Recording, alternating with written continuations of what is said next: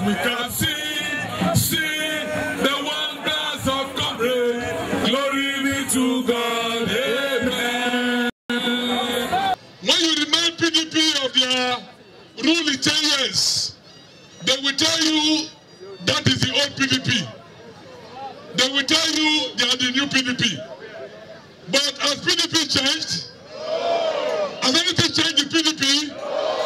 If Tony Aneni mention the projects he has done all these years in politics and in government, and tell Comrade Adams Aliu Oshiomhole to mention the projects he has done in this land, can you compare? Can you compare? And if we love our state, if we want our state to move forward, it is time to vote for performance. Pastor Osage Ize-Iyamu has spoken well. Vote for continuity. Vote Godwin Obaseki. Vote APC. This message is brought to you by the League of Young Edo Professionals.